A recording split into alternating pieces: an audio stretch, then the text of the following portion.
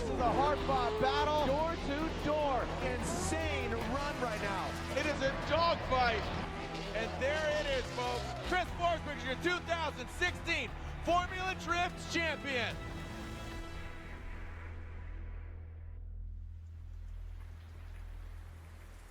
There still is some rain in the forecast for the rest of the afternoon, so for the remainder of the afternoon we will have an open practice session for all drivers to get used to these conditions.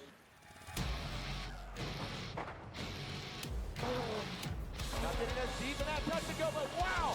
Oh, doctor, look at that! Mad Mike spins into the rear clipping zone, makes the correction as Chelsea Denofa passes Forsberg. Who's gonna be first place here in the streets of Long Beach? And your winner is Chelsea Denofa! Chelsea Denofa is your winner here in Long Beach. There we go, Chelsea Denofa, our points leader. Falls down. Looks like, unfortunately, Denofa could be broken there. Oh my goodness! Pollock, both these guys, bragging rights between friends. But even more so, they want to get on the podium. Bonkin Jr. right there, door to door with Dai Yoshihara. Two veterans of the sport, two former champions. Bonkin Jr. grabbing the win here at round 2, Road Atlanta. Look at Odie right there, blending into his door, shredding some fiberglass. Whoa, buddy! Oh, Merdaunt goes into him. Frederick Osbo, the strong, solid, straight line initiation. Frederick Osbo, once again, finds the crease and dials it in. But look at Frederick Osbo pulling away. Nice job by Osbo, McCory. Great angle from Forsberg. Blues throwing some more angle at it. Coming off the bank. Frederick Osbo throws it into the bank. Look at Christoph Blues. Can he get that #1 spot? Frederick Osbo cuts through the smoke. Blues maxes out the angle. Frederick, the Norwegian Hammer Osbo, is your winner here in Orlando. Bonkin Jr. high on the bank. Look at Kristaps, absolutely attacking like a maniac. Oh no, Pat Merdaunt for a swing. Throws it in. Forsberg falling down there quite a bit, coming now into that first front clip. And look at this, Chris Forsberg gets the win. After Jersey, I was really frustrated. I wasn't seeing eye to eye with the judgment call and what was going on with the direction that I saw Formula Drift going. But, you know, I got obligations to sponsors, to teammates, and I really just decided I got to come back and finish off this year at least. And, you know, I'm trying to work through it and, you know, give the judges what they want to see. Ryan Turk throttling through, smashing the throttle. Look at Gucci right there on the door of Turk. Michael Essa going hard at Chris Forsberg. Bonkin Jr. sticking it to the wall. Chris Forsberg right there. Wow, Bon narrowly escaping some contact there. Bonkin Jr. grabs the win in his Monster Energy Nitto Tire Ford Mustang RTR.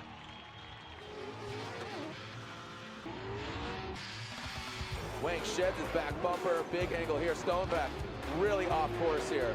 Oh wow, and Justin Pollock getting to the side of Bonkin Jr. Wow, some big flames. Kaufman not all the way out to that rear clipping zone. Frederick Osbo mimicking him. Ryan Turk, Chris Forsberg doing battle. It's a dogfight. Chris Forsberg giving him the French press here.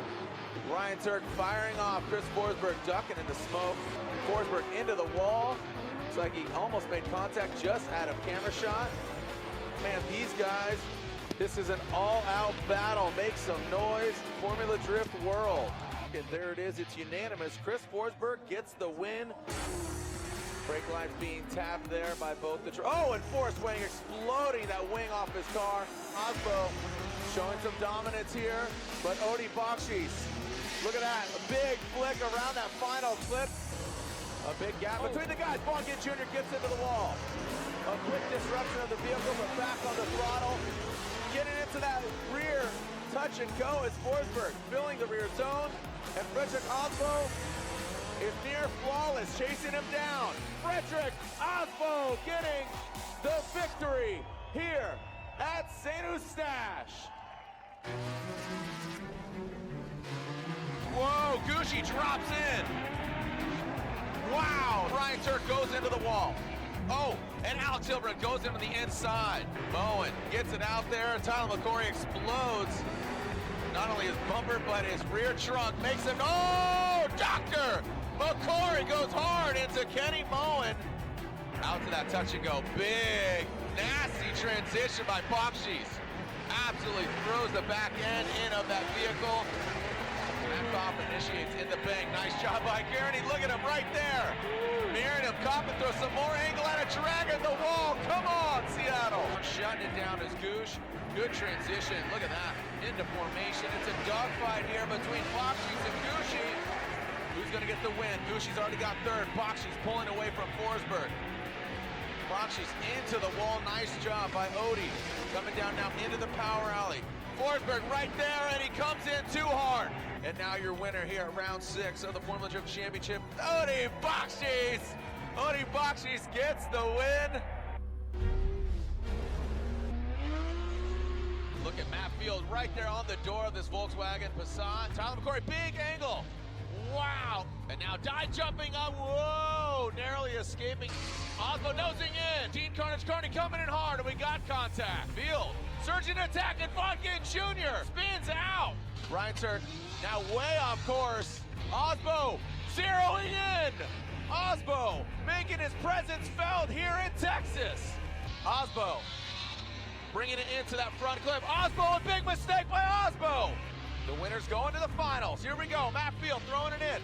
Christos Blues taking a very wide line. Unfamiliar territory for Blues. As Blues all over the course. Montadale Forsberg taking out that front clip into that second rear clipping zone. Montadale ripping out of the whoa! Montadale going off course. Matt Field out front. Chris Forsberg giving chase. Field initiate into that first rear clipping zone. Forsberg closing the door and banging doors. And there it is. Forsberg pushes too hard as Field. Can Field keep it together? Your winner here at Texas Motor Speedway is Matt Field. Matt Field gets the win, his first ever Formula Drift win.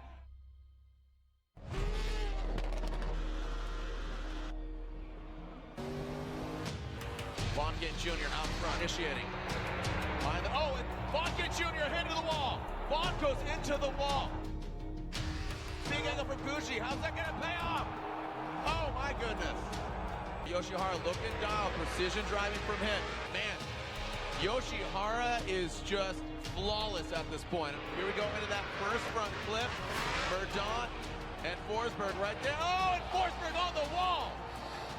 An unbelievable turn of events. Here we go. Matt Field, Frederick Osbo, championship implications on the line. Matt Field throwing into that second rear clipping zone. Some wobbling into the second. Frederick Osbo poised. Right there on the door. Look at Osbo closing in.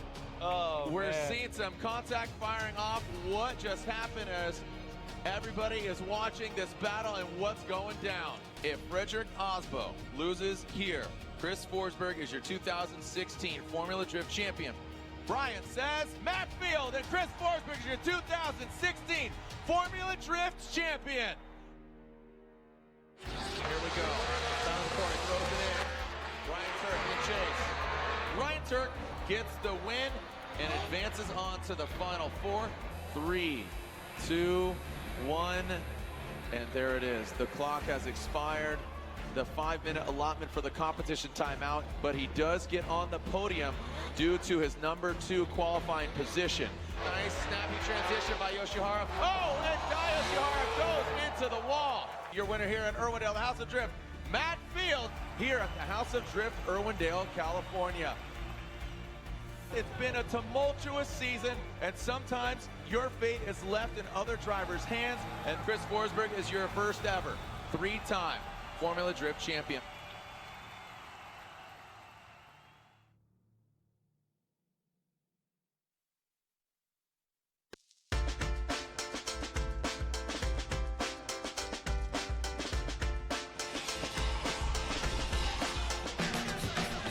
What is up, Drift fans? Welcome to Wall Stadium Speedway. We're in the Garden State New Jersey for the Advanced Auto Parts Gauntlet. This is round 4 of the Black Magic Formula Drift Pro Championship presented by Blackview Dash Cameras. I'm Jared Deanna. Joining me once again, Ryan Sage. Ryan, we saw some great qualifying yesterday. Today is the essence of drifting head-to-head. This is round 4. When we award the trophies and spray some champagne, we are at the midway point. James Dean leading the pack. Do you think this is where we'd be now? You know, it was really hard to predict at the beginning of the year how it would all come together, but as we take a look at qualifying yesterday, clearly this guy has momentum in his corner. He looks solid, he's consistent, very Frederick Osbo-esque with his strategy, coming out with very amazing lead runs and then letting the other driver do his job. He got that number 5th qualification, which means automatic pass to the top 16. Yeah, we had top 4, but then unfortunately Taylor Hull from Georgia popped his engine through a piston through the side of the block, and he had to retire. So the top 5 get a bye from the 32 into the 16. Now our number 4 qualifier, Christos Blues. We've seen him on the podium. He is in striking distance. I really like the way this guy's driving. He's fast, he's furious, and he's Latvian. Yeah, I mean, he certainly is another guy that I think we're going to be talking a lot about through the remainder of the season, because he seems to be coming into a point in his driving where he's confident. The vehicle is very reliable, and man, he is such a great driver and super fun to watch. Yeah, he is very aggressive, and it seems like all those BMWs are of that type. And then taking a look at our number 3 qualifier, I believe that is Ryan Turk. Yeah, Ryan Turk, another one of these guys, Jared, that I think has now put together enough coming through into the midway point of the season to say this is a championship contender. He's been consistent. The car has looked amazing, and he's got the right amount of confidence to go up against a diverse group of drivers in this series, from V8s to V6s, twin turbo cars. Anybody that he wants to battle, he can. All right, and then our number 2 qualifier, JTP, put down 2 solid runs, but this run got him that number 2 spot. Justin Pollock, these Mustangs, man, they are one to deal with. Well, he certainly held on to that number 1 spot for quite a while and then was taken out by, you'll find out here in just a second, but Justin Pollock looking to find his groove this year. Hasn't had the results, but the driving has been there. We've seen him do some amazing things, and maybe this will be his breakout event in 2017. Then finally, our number 1 qualifier, winner of the Black Magic number 1 Top Qualifier Award, Chelsea Denofa. I got to think, he's kind of pointing and laughing at his RTR teammate and team owner, Von Gint Jr., but he put down just a wild run that you would expect from Chelsea. Well, it certainly was wild, and there was a lot of talk in the drivers' meeting about how he was hitting so many cones, but the judges have been very specific. They're looking at where the vehicle is on the course, and tapping those cones like that is okay. They're looking at the front tires and where the car goes into those outer zones. Denofa knew that. He put down a solid run, and he got himself his first ever pole position in Formula Drift. Pole position, I like that. That's kind of common vernacular in motorsports. So now, talking about pole position, the leader coming to this round, he's 2 for 3. We're talking about wins here. James Dean in Long Beach. He makes his basically re-debut into Formula Drift, and he said he's just buzzing, still going into it, but James Dean.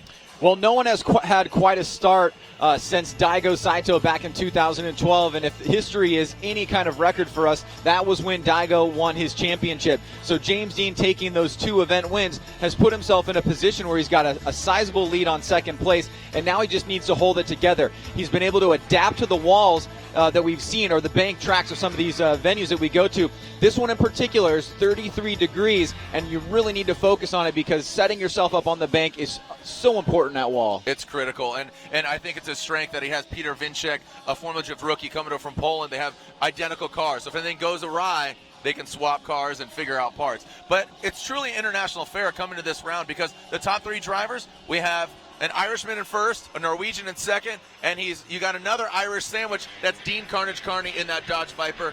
He's been looking really strong. Well, Dean had an amazing event at Road Atlanta, and not only was Dean amazing, the event in general was something to watch. We see this battle here with Christoph Blues, and if you remember, Blues had a very memorable moment that we'll take a look at here, where he was trying so hard to get out there to battle, to make his way into the finals. That clock running down, he had multiple drivers working on it. You can see right there our technical director not giving, he did not make the time frame, but it was a huge moment in the sport for the fans to watch what goes on an intimate level out on the grid, and ever so exciting. But Dean goes out there, gets second place, and finds himself in the top 3. Yeah, that was an exciting, we just talked and elaborated on what was going down, the competition timeouts. It really comes down to the final details. But speaking of details, pre-qualifying, this is how our standings look. As we just said, we got James Dean, Dean Carnage Carney, Frederick Osbo, Ryan Turk, and Vaughn Gittin Jr., some usual suspects. Then rounding out the 10. Well, we've seen Michael Essa in 6th place, and we've certainly seen him come on very strong as of late. We've mentioned Kristaps Blus, who's looking to bump up into the top 5. Alex Hilbrun, who wants to have a very strong second half of the season. He started off very well at the beginning. Forsberg, this is probably the first time we've ever seen him out of the top 5. He's got that twin-turbo vehicle that he's working on. He didn't qualify very high, so he's got a lot of work cut out for him here this weekend. And then, of course, Alec Conadale, this young driver, just 1 point away in 10th. All right, so that concludes our standings. But let's take a different perspective as we take a look at our Advanced Auto Parts course preview with Ryan Turk. We're here at round 4, Formula Drift, New Jersey, Wall Speedway. It's like a fishbowl. I'm Ryan Turk, and this is your Gum Out course preview. Hey King, Larry McReynolds here. I'm going to give my Gum Out buddy Ryan Turk, I'm going to give him the day off, and I'm going to do the course preview. I think I can handle this. I am a former NASCAR crew chief, and you know what? I won my share of races on tracks just like this. Okay, for starters, I don't know about this stand and start stuff, and where's the flagman in the flag stand waving the green flag? Wait a minute, we're going the wrong direction. In NASCAR on a short track, we go counterclockwise. Okay, now they tell me he's doing a manji in here. I'm not sure about that. That almost sounds like a dance or a mixed drink, but, you know, Ryan, he knows what he's doing. What are you doing up against the wall? Get to the bottom. Hug the white line. Come on, Ryan. Dig, dig, dig, dig. Get that thing down to the bottom. Come on, Ryan, you got to arc that thing down in. You know what? It's in like a lamb, out like a lion. Drive it straight up off the corner. Now, I know loose is fast, but this is way too loose. On the next stop, how about let me put a little wedge in that thing and tighten it up a little bit? Are you making adjustments?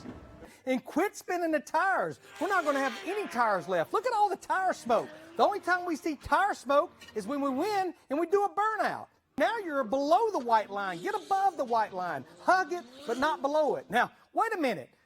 2 laps and we get a break? At a track like this, we run 500 laps. Well, thanks, Larry. I know you're the expert on drifting, so I really appreciate it. Okay. I was just kidding. Hey, I took a ride with Ryan last year, and I'm telling you, I love this sport. I had an absolute blast. I hope you enjoy the Advanced Auto Parts Gauntlet, Formula Drift here at Wall, New Jersey. Everybody have a great time, but most importantly, good luck, Ryan.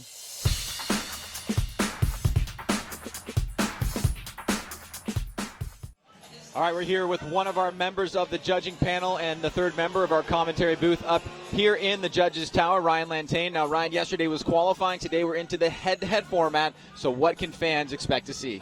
So today we're going to see these drivers go head-to-head. They're going to do 2 consecutive runs. We are going to have to vote on what we see out there on the track. So we're looking for either driver A to win, driver B to win, or we might do it one more time if we can't make up our minds. Now let's bring up the track map so we can just real briefly talk about the acceleration, deceleration map, but also some of the key aspects of this really interesting course where you have that really extreme banking and you've got multiple inside clips and outer zones as well as a touch and go. Right, so right here you see our Excel decel map. Anywhere that's green on the map, that's an indication that in that area the driver should be either accelerating or maintaining pace at a minimum. Anywhere that's red, we should expect that lead driver to slow down. That means they can use the brakes, they can throw in a big amount of angle and slow the car down that way, or maybe even a little e-brake pull combined with either of those 2 techniques. So the chase drivers now know in what area to be cautious of. They know that the lead driver might make a bit of a slowdown in that area. Now throughout this course here, you can see that we have 2 outside zones and we have 3 inside clips. Those markers are right on the edge of the track, and especially here because of the steep banking, those markers tend to kind of lean into the track a little bit, and sometimes they get hit by the drivers. It's not a big deal if they get hit while the driver's within the course boundaries. If the driver's off course, the tires are exceeding the track outline, that's when we're going to have to see some repercussions on that driver. But otherwise, hitting those markers with the bumpers is not that big of a deal. So for fans, definitely keep an eye on the tires, and tires are also going to play a role in the lanes and the initiation lanes in general, watching what the lead and the chase driver does in that particular. So explain basically the lane function and what it serves to do. So right on the run up to initiation, you're going to see some lines painted on the ground. They're in yellow, so they're very visible from everywhere on the track essentially. The lead driver must stay within the lane closest to the wall. The lead driver cannot cross down below that yellow line at any time whatsoever. Now the chase car, on the other hand, If they choose to initiate behind the lead car, they can cross that yellow line, get into the lead driver's lane, no problem at all at any point in time. If the chase driver wants to initiate side by side, they must remain below the line and remain next to the lead car until you see that kind of line coming down off the center line there. That indicates the end of the initiation lanes, and at that point, it's fair game for either driver to do whatever they want. And you guys kind of use an intention of the spirit of the rules here, where if a lead driver does touch the line or cross over, but the chase driver's far back, we're not going to just rerun it. It's not as non-interference, basically, and we'll keep the run going. Exactly. If there's an outcome, if there's a reaction to an action, then yes, we'll definitely have to be pretty strict with that. But like you said, if the lead driver's crossing the line, but the chase driver's behind him in the same lane, there's really no harm, no foul in that case, and we'll just let the run go on. If the lead driver crosses below it and the chase driver's next to him and he gets in his way, makes him move out of the way, makes him have to brake or slow down, then in that case, absolutely, it'll be held responsible. The lead driver will be held responsible in that case. So talking about responsibilities, let's go over what the lead driver's responsibilities actually are. What are they trying to accomplish when they're out there on course? So the lead driver needs to run as close to a 100-point run as possible, and we're talking about a 100-point qualifying run, so filling all the zones, hitting all the clips, lots of angle, really sticking to the style aspect as well, so good initiation, good fluidity, good commitment all the way throughout the course. It must be a chaseable lead run, which means he's not making a lot of mistakes, being really sloppy all over the course, and causing the chase car to not be able to follow. And of course, he has to follow the Excel decel map as well. Now, the chase driver also has some goals and responsibilities, so what is the chase driver supposed to do? That chase driver needs to mimic the lead driver all the way around the course. He needs to initiate at the same place or earlier than that lead driver. He needs to maintain proximity throughout the entire course as close as possible. And he needs to do as good or better in terms of angle as the lead driver does as well. Now, in any subjective sport, style is going to play a big role. Style in drifting plays a huge role. What is style? So style, as I said earlier, initiation, fluidity, and commitment. You're going to hear us refer to IFC. Those are those three initials right there. So initiation, you need to initiate by the last initiation point, which is there's a little line on the wall over there, just below the guardrail. There's a cone as well, and it needs to be a snappy initiation. Get to angle and maintain that angle all the way through the corner. Fluidity is how well the car flows through the course. So transitions from one direction of travel to another, how smooth is that? And then commitment is really how well they're able to use the momentum of their vehicles to get out to outside zones and really get through the course with good throttle usage as well. Now, finally, because we're asking these drivers to be within such close proximity, the lead driver has responsibilities, but there's also times when it becomes unchaseable. Yep. An unchaseable lead. What is that? So an unchaseable lead would be a run that is kind of all over the place. A lot of corrections, a pace that varies widely as well. Maybe they're kind of accelerating in an area and then they're lifting, so their pace is not consistent. They're slowing down in areas that aren't considered slowdown areas on the Excel decel map. It could also be tires off in certain areas of the course, just a general loss of control and a sloppy looking run. All right, well, you heard it here from Judge Ryan Lantain. This is the Advanced Auto Parts Gauntlet and the Black Magic Formula Drift Championship presented by Blackview Dash Cameras. Up next, we're going to see the top 32 here at round 4. This presentation of Formula Drift has been brought to you by Blackview, Over the Cloud, Nexen Tire, Driving Tomorrow, Nitto Tire, fueled by enthusiasts. Advanced Auto Parts, let's get you back on the road.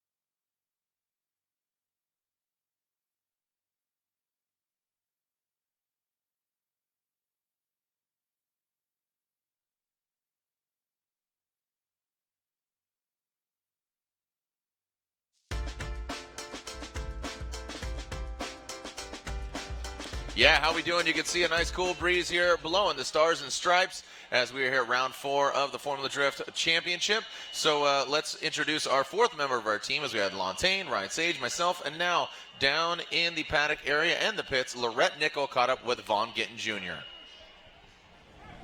Second to catch up with Vaughn Gittin Jr. Unfortunately, rolling into the pits with some damage on your car. What happened? Yeah, actually, last lap of practice, I was running my lead run, and U-Haul just got a bit hot on me in outer zone 2 and smashed into me. So we're the 3rd battle in the top 32 against Carney. And, yeah, the guys are working their butts off to get me out there. He did some pretty serious damage. So, you know, that's why we have the best team in the biz, and they'll get me back out there. But always a horrible thing to happen just before top 32. Yeah, for sure. And what's the team working on fixing? I haven't even looked at it yet, but he got me in the front end, and I believe the front left is pretty damaged. Probably bent a control arm, tie rod, so probably damaged the wheel, so probably need all that and a fresh alignment. So, all right, Vaughn, thank you. Yeah, cool.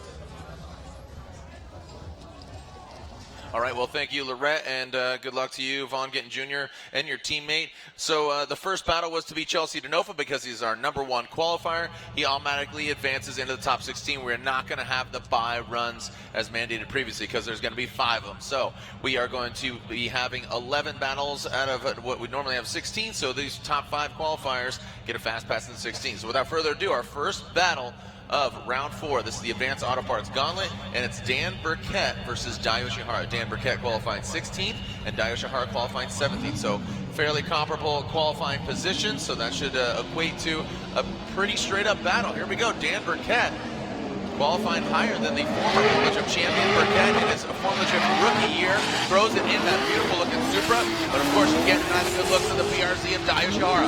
Nice job by Burkett, right high on the bank. Dai Yoshihara good proximity punching that Black Magic Intense tire spray clipping point out of the way. Now Burkett filling in the crease, that second outer zone into the second front clip. Navigating past that, not punching out of the way. Keeping it between the lines. Nice job for Burkett and Yoshihara. Got the second hash mark for Burkett. And there it is. So, pretty solid run there for both the guys. Yeah, good start by Dan Burkett in the lead position. You can see clean start here. Daichiro Yoshihara trying to close the door, stay high on the bank. You can see great job by Dan up top. And as we come down into this first inside clip, you can see right there, Dan's a little bit tight on the inside. Hits that front inside clip. And what the judges are really looking for here in outer zone number 2 is where is the lead driver? They want him in that crease. Now that crease does have a little bit less grip, which means that the chase driver can have the appearance of really closing the door if he's on a tighter line. So the judges are really going to watch both lead runs, especially in outer zone number 2, just to look for positioning for the line in particular. But now we're going to switch it up. Daichiro Yoshihara will go to the lead position, and Dan Burkett will go to chase him down. What's interesting too, just thinking about Vaughn Gittin Jr., he was the winner here last year, so he's had some great success here in the past. But Vaughn won, Forsberg got 2nd, and Hilbrun got 3rd, and and Vaughn had back-to-back podiums, winning Atlanta last year as well. So here we are again. Dai Yoshihara will lead our hard-working corner workers.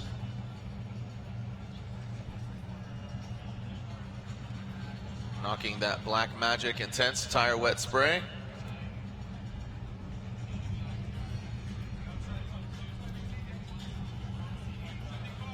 All right, sending cars. Here we go. The turbocharged, LS-powered, Turn 14 distribution Falcon Tires BRZ out front. Dai Yoshihara with Dan Burkett in tow.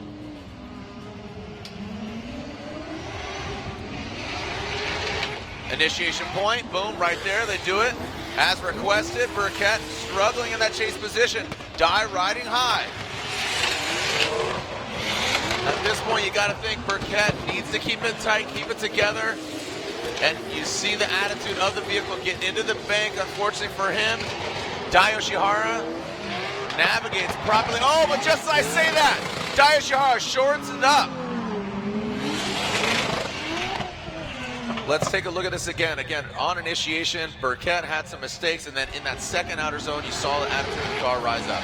Well, you can see right here, Dan from the onset doesn't get the greatest start. He almost straightens out there on the bank. He goes pretty low there. Daichiro Yoshihara staying on a mid-high line bank. Does a pretty good job there. Nice and tight on that inside clip. Remember, Dan did make contact with that clip pretty substantially there, and the judges are basically looking at the front tires. Where are they at relative to the line that's painted? You can see a gap established here, and then Jared, as you pointed out, a little bit of a misstep here by Daijiro Yoshihara. Cuts that line a little bit short, puts that right front over the front line a little bit, so he'll have a mistake there. So the judges are looking at both leads together, both chases together, and which driver did better overall. Yeah, I think if Dai just would have kind of just swooped through that last one, I think that just would have been the deciding factor, but it makes it a little bit more difficult, but I don't think too much, because Burkett had a couple major mistakes. So I can see the judges what he got there right. Just taking a secondary look at the issue that Burkett had on the bank there. You can see he's trying to play catch up at this point, and Dai is able to kind of manage that gap pretty decently there without letting Dan close the door. You can see there was a bigger separation there from the middle of outer zone number 2. A little slight mistake there. And then right here, Dai does keep angle in the car, but as you said, he just drops that front wheel a little bit off and gives a tiny bit back to Dan and for the judges to digest.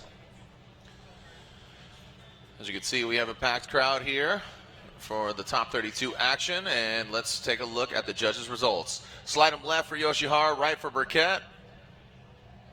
Ryan says Dai Yoshihara. Brian says one more time, and Andy Yen says Dai Yoshihara, 2-1. So Daijiro Yoshihara advances on into the top 16.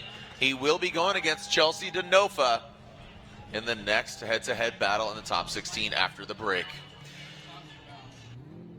So again, we will be having 5 buy runs. You will not be seeing those vehicles if you're paying attention. Those 5 drivers: Denofa, Christos Blus, James Dean, Ryan Turk, and Justin Pollock. Those are your top 5 qualifiers in no particular order, not chronological order, I should say. Michael Essa, Ken Gushi. Michael Essa behind the wheel of his BMW once again. Achilles Radial, Essa Autosports BMW, Ken Gushi, Boost Brigade, the Greddy Performance, Nexen Tires, Toyota Racing, and Toyota GT86. He qualified 25th, so he's been having a lot of struggles here today. It was a do-or-die situation for him yesterday. He unfortunately had some turn of events that I saw. He had a broken tie rod yesterday. He said he had engine issues on his #1 qualifying run, so he had to get it done in a second, and he did just that. But does he have enough? As Michael Essa yesterday looked really strong, very consistent, very smoky. Here we go. Essa out front. Gushi chasing him down, dropping into formation. Here goes Essa. Gushi, whoa, gets close. Dancing with Essa there is Gushi. Now Essa passed that first front clip. They both of them getting into the crease. You can see him nosing in there, Essa. Now wrapping around the second front clip. Touch and go, and then bringing it back home. Gushi knocking it over. Just barely. Again, the judge is really focusing on where the tire is, not the bumper, so pay attention to that yellow line. Well, a good clean start here. You can see already Michael Essa nice and high on the bank. Now Gushi's going to surge forward there, nearly make contact with Michael Essa. Has to back off a little bit for making that aggressive move. Now he doesn't lose too much ground to Michael Essa, but Essa's out front. Watch those rear tires right there, trying to get into that crease. And then right here as we wrap around, Gushi's getting much closer now at this point, cutting through the smoke line, trying to close the door, but Michael Essa is out front, laying down a solid, clean lead run. You can see that line that he drew from the touch and go into that last inside clip. Had a nice arc to it. Gushi trying to come a little bit tighter to close that door, gain proximity. Got a good battle on our hands here, but now Gushi has got to lay down a similar lead run or better than Michael Essa, and Michael Essa has to keep the pressure on Ken Gushi in his chase position.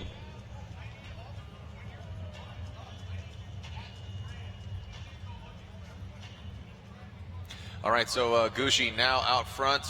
Essa will give chase. And it looks like the track is clear, and we're ready to send him.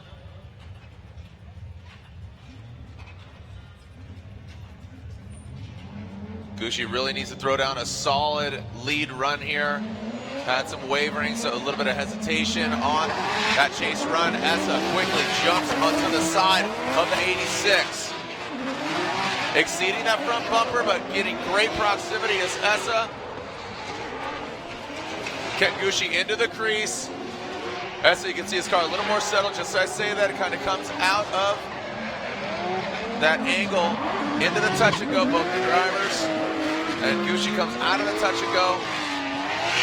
Man, Ryan, I'm just seeing what the forecast is here, and all signs are saying it's going to be an insane day here. Yeah, no doubt about it here. I mean, tons of smoke generated from these guys. You can see Michael Essa just pushing the pressure on the bank as Ken Gucci tries to stay on a high line up there. He started off a little bit lower, then worked his way up. Now Gucci's going to stay as deep as he can into this outer zone, try to be right into that crease. And maintaining grip to try to pull away from Michael Essa. But you can see Essa right there who stays with him, makes a little bit of mistake in the chase position from inside clip number 1. Then Gucci pulls a little bit of a gap there towards the latter section of the course, but does go a little bit long on that last inside clip. So we got both runs in the books now. The judges, like we said, are looking at the lead against the lead and the chase against the chase, and then the driver that did better overall. Judges analyzing the runs, taking some final notes here on what transpired. Gucci and Essa waiting to see who will advance on or who's going to be cracking a beer early here at round 4. And as we award the trophies at the podium, signature carbon fiber trophies, pop some champagne, we will officially be halfway through the 2017 season, 14th season in a row.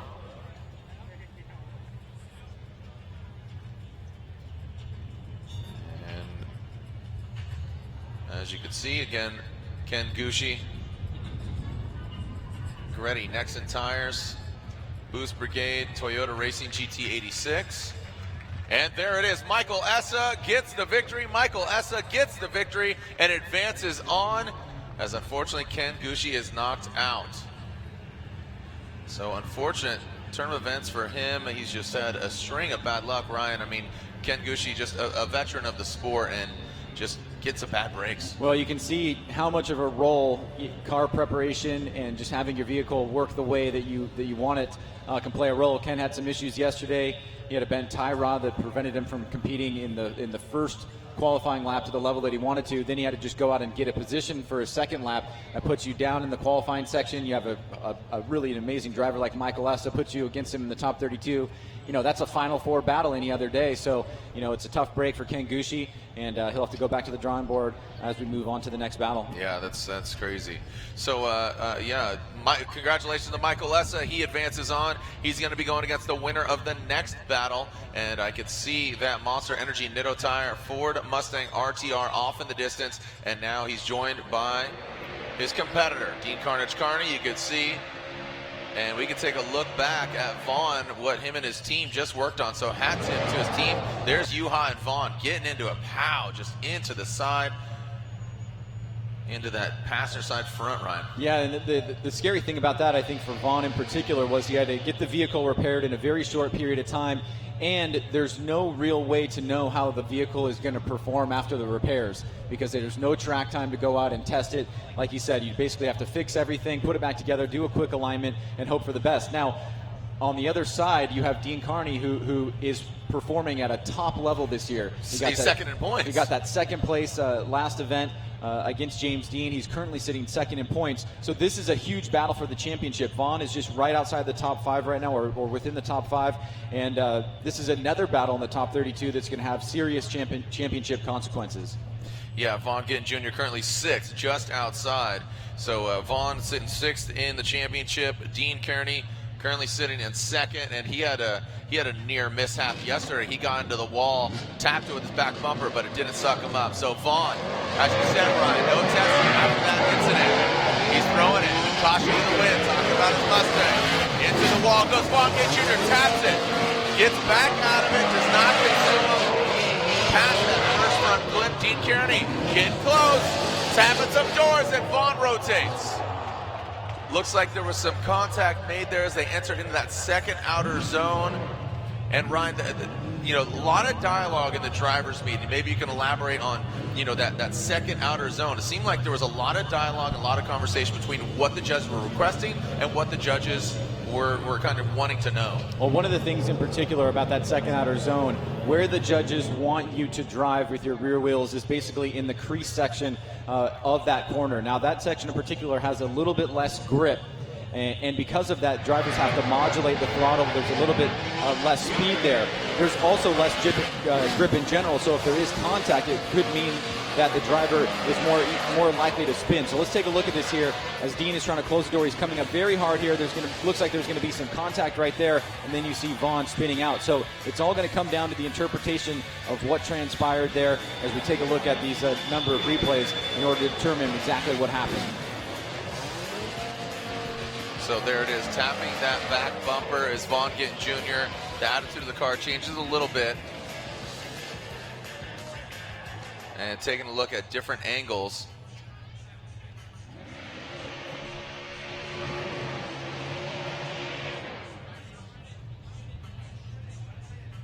So Dean will now lead. Vaughn Gittin Jr. will give chase. But as you saw, Vaughn in the lead position rotated. Ryan listening in and awaiting the replays here. Our team trying to pull up the replay. And here it is again. So from this angle, boom, you see the hit.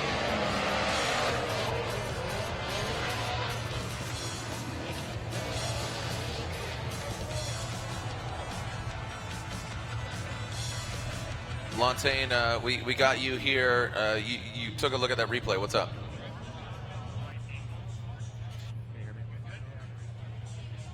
All right, we're just trying to get the right view here to see if there was contact between Dean and Vaughn that would have caused that spin. We just need to be 100% sure it's part of the protocol that we have. So that's why we're watching the replays over and over again. Okay, all right. Thank you very much. All right, so now we are going to be seeing Dean out front, and both the vehicles seem to be continuing. Well, yay, the V6. All right, so Dean Kearney out front. Vaughn Gittin Jr. in chase.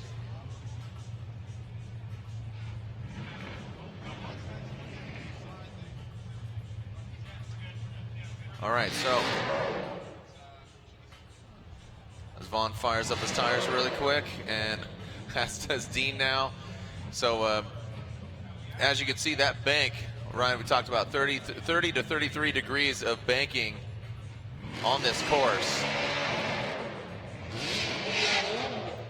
Making sure they have all the traction, it's critical. All right, so Dean will now lead. Vaughn will give chase. The second half of this battle. Ryan, nobody deemed at fault in this scenario as of right now. So here we go. Dean out front. Oracle Lighting, Achilles Radial, Dodge Viper. Team working hard. Dean, great composure by him. Vaughn Gittin Jr. right on the door of Dean now into that transition. From the bank into the flat. How are they going to navigate this? Dean into the crease. Nice job by Vaughn Gittin Jr. chasing down some separation here. Throttling out is the 10th cylinder. Dodge Viper into the touch and go now into that final front flipping point. Make some noise for these two titans of the sport. Again, Dean Kearney, we're in the top 32. Dean currently second, Vaughn Gittin Jr. in sixth.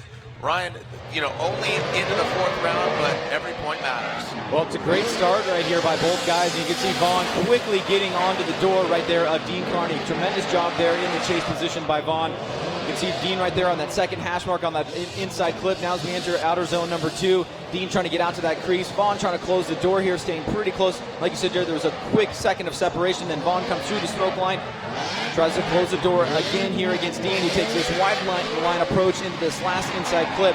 And then we see the drivers cross the finish line there. So good battle, and obviously it's going to come down to that first run where we had that incident over there in the corner between in outer zone 2 between Vaughn and Dean Kearney, and no fault given there. So the judges will. That seems likely that it was that they'll probably say that it was a spin. Right. But sometimes they won't give fault if there was contact and they can't tell whose actual fault it was. So we'll see what the results are here, and then that'll give us a good insight, and we'll talk to Ryan as well about what he saw happen on track there. We'll bring Ryan Lantain in here after the verdict is announced between, again, second place in points, Dean Kearney and Vaughn Gittin Jr., who had an unfortunate turn of circumstances for him in the practice. Juha Rinton and him getting into it, get the car strapped back together, and now awaiting to see who will advance on. Vaughn Gittin Jr., Dean Kearney, and Dean and his team, hats off to him. the Bridges Racing. We're going to take a look at that first run once again. This is with Vaughn out front and the point.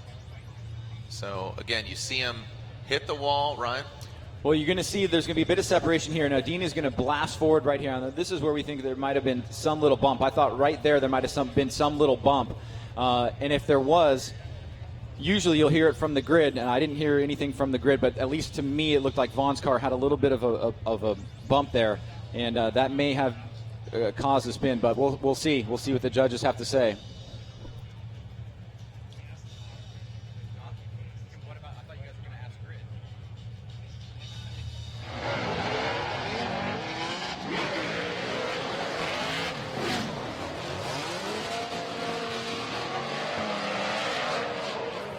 So here it is again, Jared. You can see Dean coming forward, and if anything, right there. It would be great to know if there were some tire marks on Vaughn's car that they could communicate up here to us to affirm whether or not that was the case.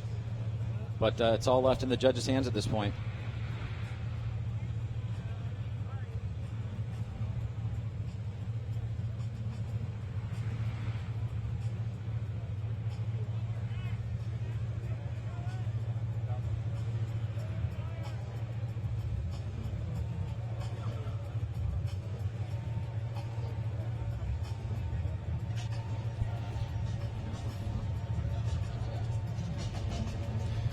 So yeah, we are hearing from the grid that there is some rubber marks on Vaughn's car, and we are hearing from our starter that he did see what he believed to be some contact. So that's an additional bit of information that the judges can use. For me, it looked like there was an attitude adjustment in Vaughn's car, and that's what I thought. Well, where the contact might have taken place. Yeah, and I can't blame the judges. You know, Vaughn's car, the way it reacts and the way it kind of floats, that could be misinterpreted as just action of the vehicle, but it did look like it kind of came abruptly. So, without that being, with that being said, we'll go to the judges afterwards. But here's the verdict: slide him left for Dean Kearney, right for Vaughn Gittin Jr. Ryan says Vaughn Gittin Jr. Brian says one more time, and Andy Yen says Vaughn Gittin Jr. So Vaughn Gittin Jr. gets the win. We saw the spin. Ryan Lontagne, going to you. Well, we have to go off of what we have, and the replay that we have shows that it looks like there's impact.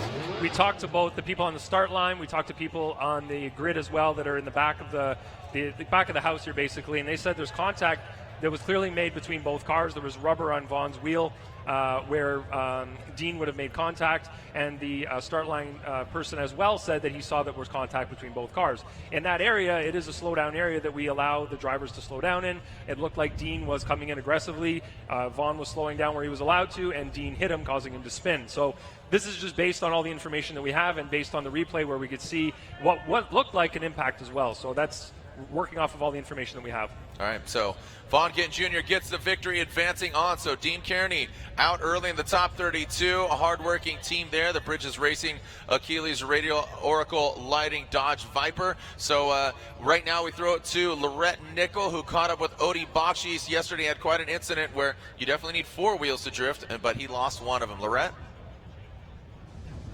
Odie Bakshis and his team has already been working so hard as they stayed up until 3:30 this morning replacing the motor. Odie, walk us through that. So yesterday I had a very rough day.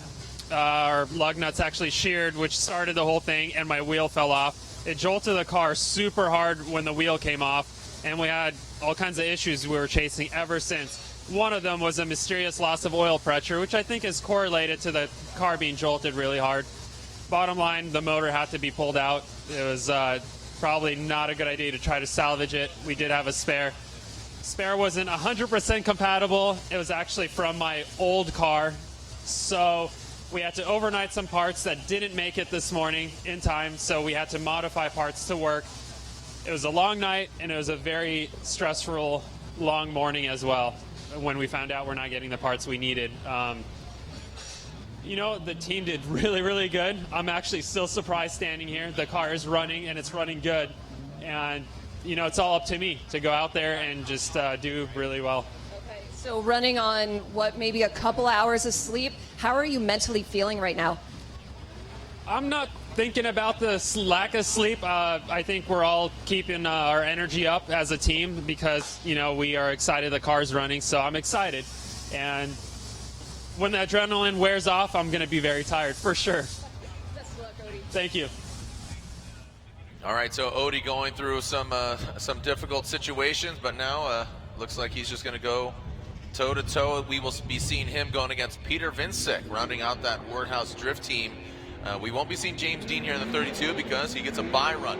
Speaking of a bye run, Christoph Splush with the HGK BMW advances on. He would be the next battle, but because he qualified 4th, he gets a bye. So our next battle here, Nate Hamilton, Little Tex, qualifying 13th. Like I say, he looked really strong, as well as did Pat Gooden. He qualified 20th. So some hard-fought drivers here, both LS, both residing in Florida currently. This should be a pretty fun one to watch. The winner will go against Blush. So this is some good toe-to-toe battle here. Hamilton out front, Ajuku Racing, BC Racing, Hankook Tires. S13.4, Hamilton throws it in. Hamilton keeping it just off the wall as Gooden tucks in. Taking out that front clip, not just a tap, but absolutely punching it with his front right wheel. Hamilton, big angle there. Huge angle from Hamilton. Very interesting exit of that second outer zone. Pat Gooden having to check up a little bit there. Well, I think Pat still has the cone actually underneath the front wheel. Let's take a look at this again here. You can see Nate getting much better every single run on nailing that bank. And right there, that's where Pat's going to pick up the cone. Now watch his right front tire here as we come around. It's still going to be there. I'm not sure how much of an impediment that will be, but like you said, big angle right there from Nate. Nearly a contact in the chase position as Nate hits that inside clip. Now wrapping back around this last turn here, you can see that separation as Nate Hamilton crossed the finish line with Pat Gooden in tow. Now Pat Gooden will be out front. We're doing some track cleanup here, replacing those Black Magic Intense Tire Wet Spray clipping points.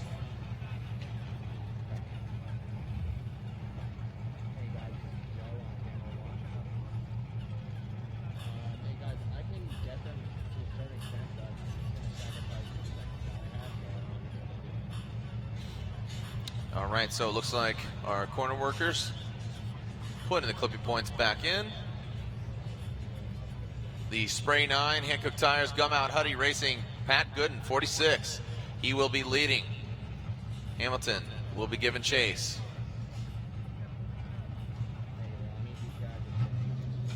And we are ready to send cars. Again, the winner going against Blush in the top 16. What do we got, fellas? Here we go. Pat initiating very close to the wall. Hamilton mimicking the angle. Coming down in that transition. Pat Gooden taking out that front clip again. Into the crease goes Pat. Great job by Gooden, big angle. Really like the driving of Pat Gooden out front. Dialing in, zeroing in about that third hash mark from Pat Gooden. Ryan, you know, it just bears repeating. Run to, or, you know, lead to lead, chase to chase. Well, here we go on the second run, Jared. You can see right here, Pat gets a good start, nice and high on the bank, nearly running up near that rail, but Nate Gooden not too far behind and kind of maintaining a pretty similar line there. You can see hitting that inside clip a little bit as Pat, some separation here, entering outer zone number 2. Pat trying to pull away a little bit from Nate Hamilton, switching back around to this inside clip on that first hash marker on the ground, now into the touch and go. And look at Nate Hamilton staying steady there in the chase position. Pat Gooden goes a little bit long on that final inside clip through the finish line. I don't know if you caught it, but you fused them together. It was their celebrity name. You called him Nate Gooden. It was good. I liked it. You like a fuse? Yeah, the fusion. The fusion of the fellas. I'm glad I got you here to catch me. I know. I believe me. You know me. I called Lorette Chelsea, I think, last round. Yeah, I messed up names, quite a few. All right, so as you know, we're moving as fast as these cars are burning up tires. Pat Gooden, Nate Hamilton, slide them left for Gooden. sliding right for Hamilton. That's a one more time. And there it is. Yeah, they are going at it again because it's majority rule. So, Andy saying Nate Hamilton. Ryan Lontaine, you were one of the judges, said one more time, and 2-1. Yeah, they were pretty similar in terms of their mistakes, and unfortunately there were quite a few mistakes from both of them in both the lead and chase. So for either one of them to win, they're going to have to really clean up their lead runs and their chase runs. Gooden had a really good outside zone 1. I think he did a better job in outside zone 1. He was higher and he had a better line through that area, but then he ended up hitting inside clip 1. He was off a couple of the clips and zones as well. Nate kind of made the same mistakes in his lead run. The chase runs were both, they had their moments of brilliance, I guess, but a couple of moments where they were off in terms of line and timing on transitions and things like that. So just need to clean it up and see who can really pull away the win here. Yeah, I mean, a lot of people are talking about, not having 32 cars. I think this is just where it's just all killer, no filler. And I think the driving progression has really grown tremendously. It has, and this is one of those tracks that you either see really great, fantastic runs or really sloppy runs. Right. And sometimes it happens that they're just kind of off of pace, in terms of their motions on the track, but it happens. Right.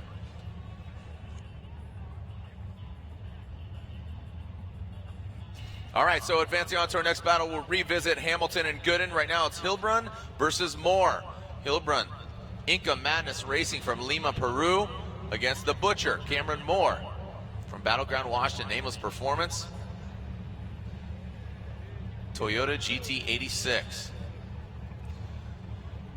Alex Hilbrun qualifying 12th, Cameron Moore qualifying 21st. Here wound up, that 2JZ 86 being debuted this year. Hilbrun seeming to really figure out that BMW this year. The field suspension putting in some work, really close to the wall is Hilbrun. Smooth, big angle, you see some little twitchiness from the front wheel, but really liked how the attitude of the car just kept a great progression. Past that first front clip, into the touch and go goes Hilbrun. Then Cameron Moore, you can hear him popping. The anti-lag from Cameron Moore. Let's walk us through it again, Ryan. I really like the approach here from both drivers, staying aggressive, trying to lay down the best lead and chase run that they can here in this opportunity in the top 32. You can see Alex Hilbrun nice and high on the bank. Good angle and momentum through that first inside clip. Now Cameron Moore keeping his eye on him here, trying to close that door as they wrap outside of outer zone number 2 into inside clip 1. You can see Alex hits the inside clip on that second hash mark, has a little bit of some movement in the front wheels there, and Cameron closes the door towards the end. So a good battle on hand here, as now they will switch up the positions with Cameron Moore going to the lead and Alex Hilbrun to chase him down. Cameron Moore out front. It looks like the track is clear. The wind slowing down a little bit, so the smoke lingering. Not as bad as Atlanta, and we won't be seeing nighttime, so that's kind of a blessing. As now, here we go, Cameron Moore. Oh, and already Hilbrun.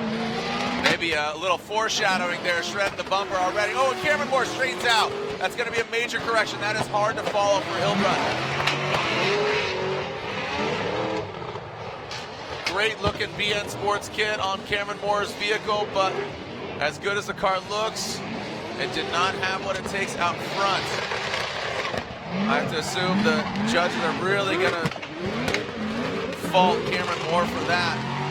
I mean, right out of the gate, unfortunately for Cameron Moore and his GT86, big correction there on initiation. Yeah, not only is it a mistake by Cameron Moore in the lead position, I'm almost certain that Ryan would say that it becomes almost an unchaseable lead because it really doesn't give an opportunity for the chase driver to do what he needs to do here. So we'll talk to Ryan and see if he concurs with that, but it does look like a pretty sizable mistake on the lead position by Cameron Moore. Alex Hilbrun is able to make some adjustments here on the bottom part of the course as they come into that second inside clip. You can see right there he surges forward with that bumper just barely hanging on here as both drivers come around that last inside clip and through the finish line. That was a great car control by Hilbrun. The fact that he was able to stay in proximity, not make contact with him, and then continue a good chase run behind him all the way through. So really good car control. So, Cameron Moore, Alex Hilbrun, slide him left for Moore, right for Hilbrun, and I have to assume there it is. Alex Hilbrun gets the victory. Unfortunately for Cameron Moore, that mistake seemed to be all she wrote for him. Hilbrun and the Inca Madness Racing Nitto Tire BMW advances on into the top 16. Hilbrun will be seeing James Dean in the top 16. Dancing his way on in is Alex Hilbrun. So almost, or we're halfway through. We're actually more than halfway through because of the bye runs. So as JTP, Justin Pollock, and Ryan Turk on the other side of the top 32 bracket. They are already in. Ryan?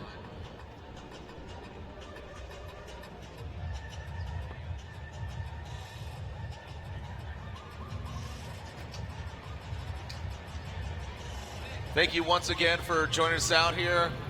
This is the Advanced Auto Parts Gauntlet, round 4 of the Black Magic Formula Drift Pro Championship presented by Blackview Dash Cameras. We do have a halftime break where you get to, it's open access with compliments of Formula Drift with the purchase of ticket. You get to have access to all the drivers. There's no dedicated autograph session. Just go to your favorite driver's pit, visit the booths, check them all out, and basically get to experience Formula Drift, the vehicles, the drivers, all the action up close and personal.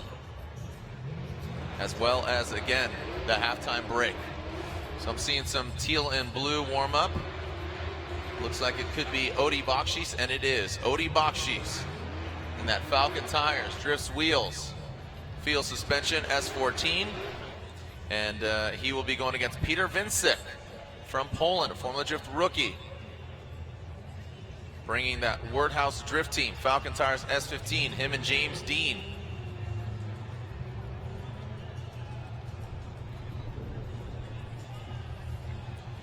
All right, so pull out your phones real quick. You could win a Blackview dash camera. How, you might ask? Well, this is how. I will tell you. Text BVNJ1. Again, BV as in Blackview. NJ1 to 38714 for a chance to win a free Blackview dash camera. Retail value of nearly $400. So again, BVNJ1 to 38714. Must be 18 years old to enter, 18 years or older to enter, and you can win a free Blackview dash camera. You and your car connected. You can see Odi Bakshis just waiting in the chute, waiting to enter the gauntlet. And here he comes. Both these guys running Falcon tires. Odi Bakshis will lead. He qualified 15th compared to Peter's 18th. Peter Vincek coming down the chute, and here he is. So very similar looking vehicles. Peter Vincek from Poland, he has the red roof compared to James Dean has the blue roof. So these guys have seen battle against each other already this year, and Odi got the victory.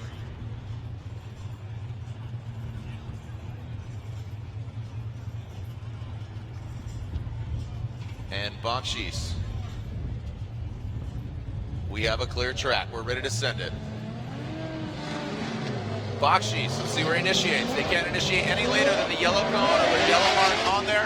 No problem. Bakshis initiates. Peter Vincek right there. Big angle from Bakshis. Peter Vincek gives himself enough room. Again, stopping that decel area. But Vincek keeps the composure. Through that second outer zone, past the second front clip. Touch and go, they go. Well executed. Oh, and Vincek. Ryan, that piqued your volume there. Well, what a great start to this battle here in the top 32. That was incredible, but I have a sneaky suspicion here that the judges are going to be paying close attention to the finish line. Let's take a look at this again. I mean, look how aggressive Peter is in the chase. We're already right out of the gate, pushing the pace here, but Odi nice and high on the bank, doing what he needs to do as a lead driver. Peter right here tucking, trying to tuck up on the inside, coming through that first inside clip. Now right here, Odi deep into that zone. Great job there, but Peter keeping him ever so close. Nice snapback right here by Odi to get just right inside on that first hash marker. Now watch this, Jared, as we come out of the touch and go into this inside clip here. Watch Peter in the chase position. Watch, right there. Oh. He basically Shut her down. Kind of shuts down a little bit before the finish line. And now that he stopped on the side over here, to me, that's an indication that something just is not right. Yeah, and we knew yesterday, actually, Peter, even in the burnout box, he was warming up the tires, and if you can recall, he was doing the burnouts, and he was unable to do a second qualifying run because he broke. So, you know, like I said, it's a great attribute to have the Wordhouse Drift team of James Dean, Peter Vincek, because you could share parts, you can share resources, and again, engine parts is a critical portion. And it's all, even just their body kits, Ryan. Just looking at the internal replay here one more time, just to take a look at it, and you can just see right there, just pretty much straight drives across the finish line, and it was just a couple of feet, but the judges do want you to drift all the way through the finish line. And like I said, you know, now with the vehicle looking like it's going to need a tow, if we could bring Ryan in here just to get his perspective very briefly on what transpired there in that run. It looks like they were trying to bring out the tow truck, but we're seeing the safety crew, the track crews, giving the signature throat chop, saying, no, he's all good. Lantain?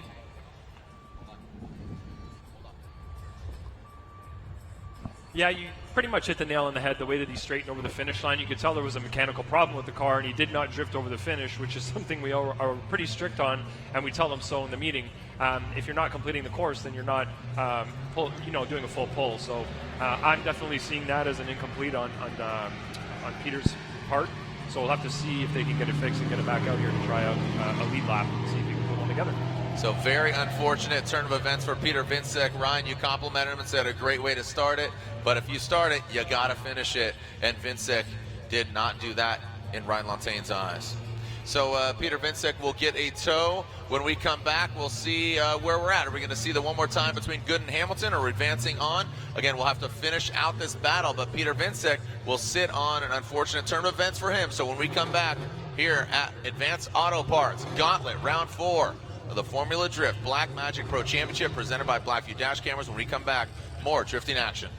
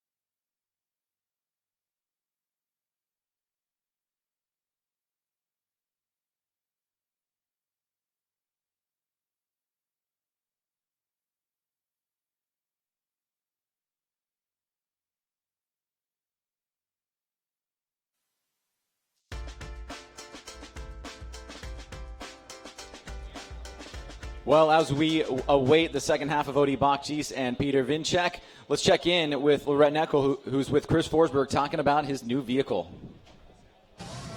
Well, yay, the V6 is finally here, and Chris has been waiting all year long to debut it. And Chris, for a long, long time, you've been driving a V8. Oh, yeah. Now, how are you adapting to the V6? The V6 is doing great, and it's running very smooth. It's very reliable now. We did not want to debut it until we knew we could have consistent results with the power, and we're getting that now. And now it's just adapting it to Formula D. You can test all day long in parking lots and racetracks by yourself, but until you get side by side with other champions, you're going to really learn what the car wants and how to react to it. So we've actually been playing with turbo sizes, we've been playing with the tune, and obviously the suspension and chassis as well. It actually will accept grip differently than the V8, so we're learning all that very quickly, and the car is getting better every lap. Okay. Where's your confidence? Confidence, I would say, is pretty high now. On Thursday, I was a little shaky, but Thursday night we still could have rolled out the V8, and we just decided, you know what, like we're making traction, we're starting to push forward. Let's go for it. We're going to hit Friday in the turbo car, which means that we're committed to it through the weekend. And with that being said, we continue to make forward progress. So now going into it, it's fun and it's great, and I love the way it drives. It's better than ever, and we're just going right into it. Top 32. Chris, thanks. Thank you.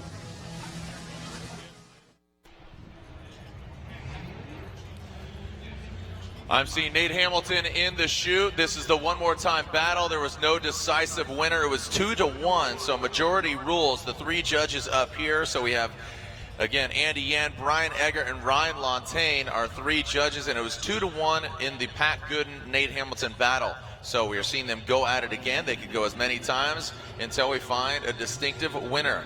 Nate Hamilton coming out of the chute, lighting up his Falcon tires.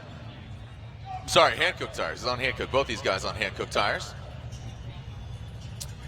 As Hamilton will be leading once again, as he qualified 13th. Pat Gooden qualifying 20th. In Juku Racing, Hankook tires, BC Racing.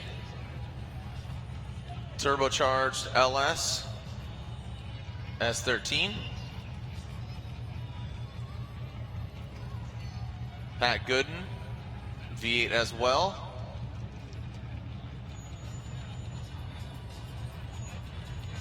And we are ready to send them. And the start light is just on the side, just off the wall. And here we go. Hamilton out front. Gooden chase. Hamilton initiates into the bank. Gooden higher, but we want to see him emulate and mimic that lead car. Pat Gooden has something against that Black Magic Intense Tire Spray front clip. As both of them around into that touch and go area. Hamilton, big angle, and here comes Gooden.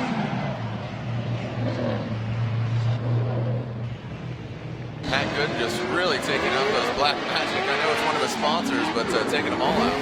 Well, the one more time battle here. As you can see, Nate Hamilton establishing a bit of a lead on the bank there, staying on a mid-high line. There you go, as you said, just tapping that inside cone right there on inside clip 2 as Pat Gooden. Remember, the judges are looking at the tires, not necessarily the bumper.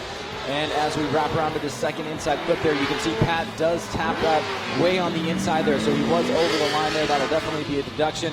Nate Hamilton out front looking smooth and consistent on the latter part of the course. Pat Gooden will now lead. Nate Hamilton will give chase, but quickly some track maintenance. Remember, our next round of competition, we go north of the border. We're in Montreal, Canada at St. Eustache Raceway, which has seen drifting for numerous years.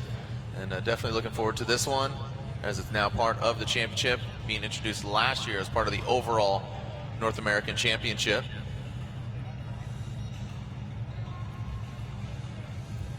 These track workers definitely getting their keep.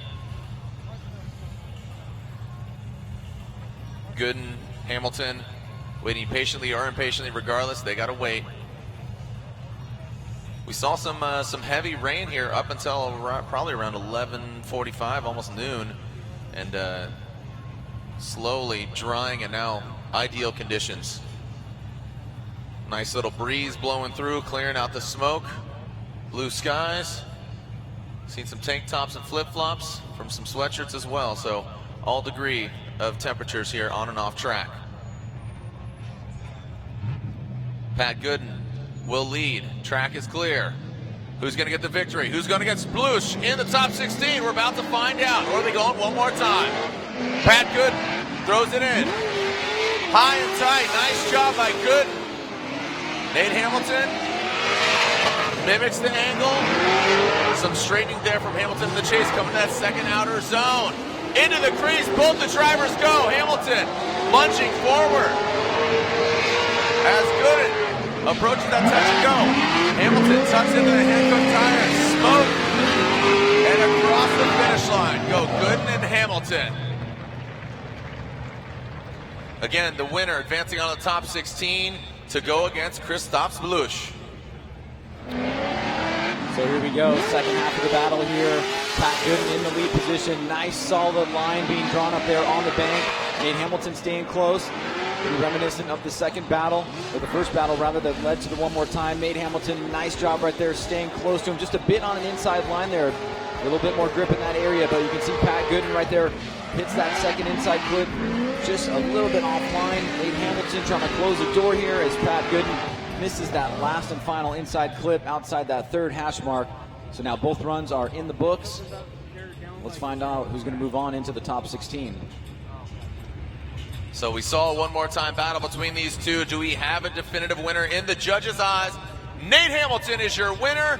Hamilton is your winner. He's going to be going against the Latvian lover that is Kristaps Bluš. So Hamilton advances on.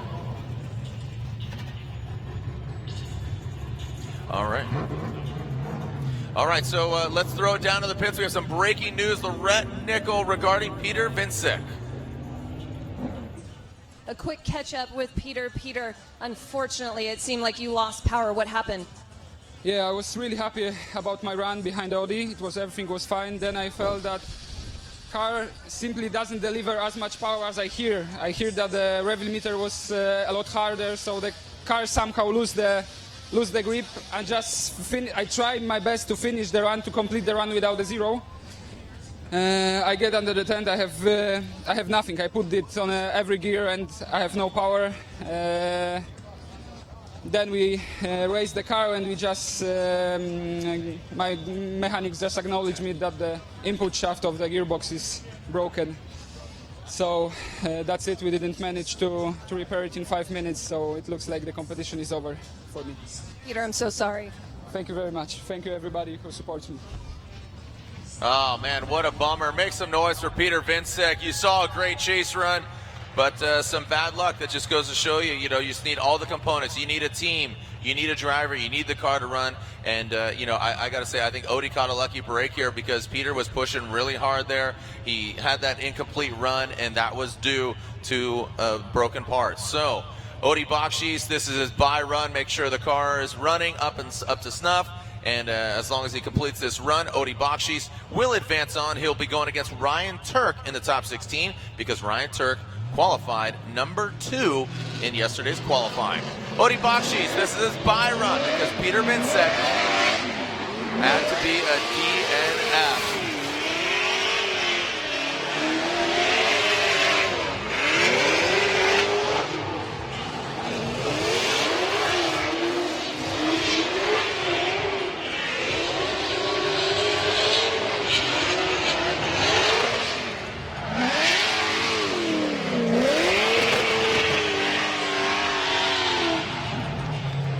Odi Bakshis breathing a sigh of relief to get through the 32. He knew that Peter Vincek was going to be a tough battle, and also with him working and his team, hats off to his team for working hard to get his car back up and running.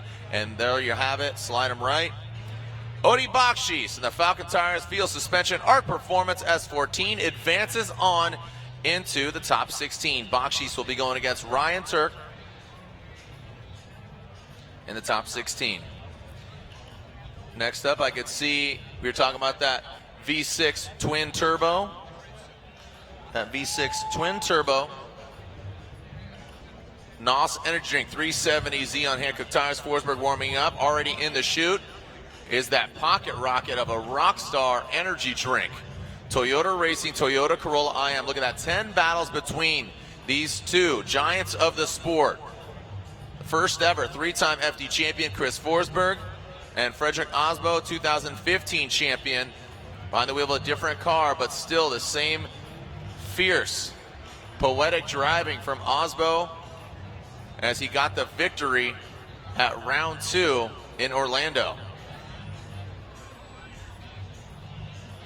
Frederick Osbo currently 3rd in points. Forsberg 9th in points. The Rockstar Energy Drink. Toyota Racing, Toyota Corolla IM on Nexen Tires. Frederick, the Norwegian Hammer Osbo, going against the Force. Chris Forsberg.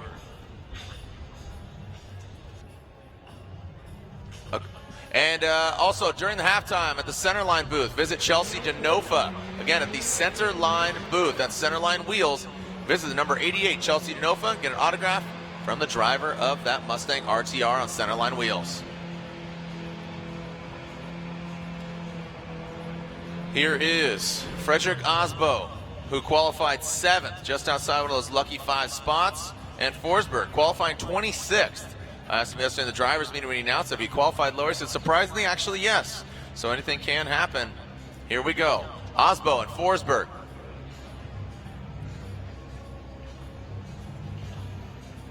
Osbo will lead. Forsberg will give chase. Make some noise, New Jersey. It should be a good battle to watch. Again, Forsberg debuting his new V6 twin turbo setup.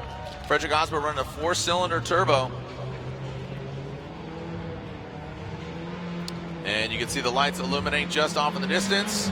Forsberg giving himself a little bit of a jump start, which is allowed. Now coming into formation is Forsberg. Osbo initiates. The pocket rocket IM right there on the wall as Forsberg not giving him an inch. Big angle from Osbo. Now coming into the crease, that second outer zone. Osbo shortens it up. Does not get all the way out to that crease. Past that second front clip. Osbo into the touch and go. Some separation between the two, and Forsberg looked like almost missing a gear here, but let's take a look at it again.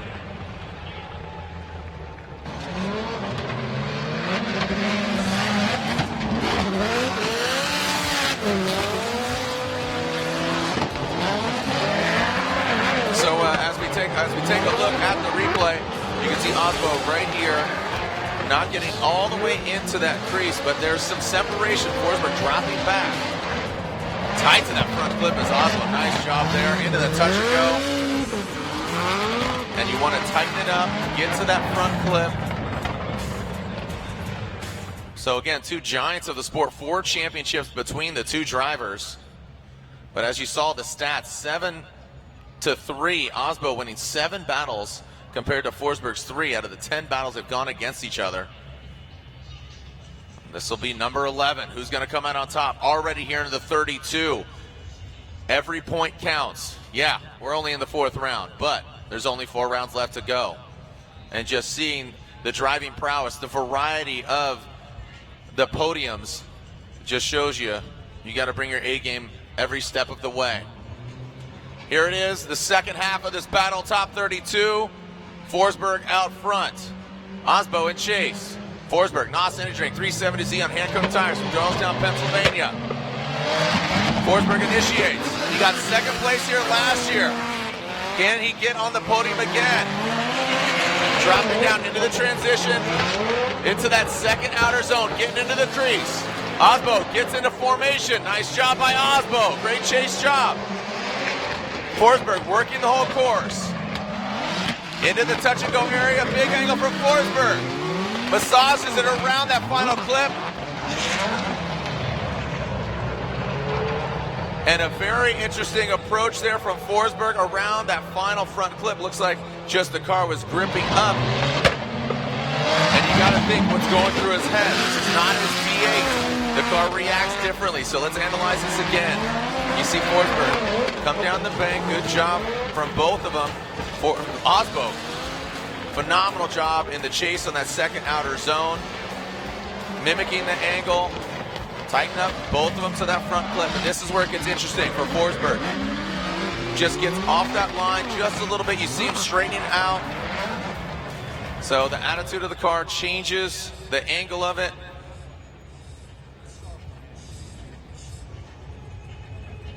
What do you guys think? Who advances on, or do you think we go one more time? I can't hear you guys. What do you guys think? Where are my Osbo fans at? Where are my Chris Forsberg fans at? And then, how many people think they should go one more time? All right, so you heard it from here. Let us know online, hashtag FDNJ. If you're watching at home, let everybody know we're live. Here from the Gauntlet, the Advanced Auto Parts Gauntlet, Wall Stadium Speedway for round 4 of the Black Magic Formula Drift Pro Championship presented by Blackview Dash Cameras. See if we have a verdict from the judges.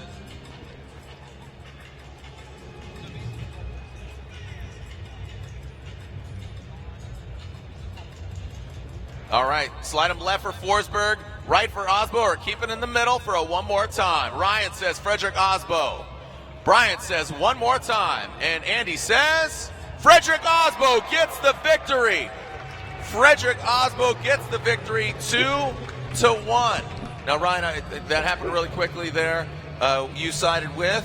I sided with Osbo myself. Okay, and your reasoning there, again, 2-1. Well, Osbo did something that we specifically said in the meeting not to do. So originally I was giving Forsberg the benefit of the doubt on his chase run. So when Forsberg was chasing, he went wide in outside zone 2, whereas Osbo was inside. He was, not as wide as he should have been in outside zone 2.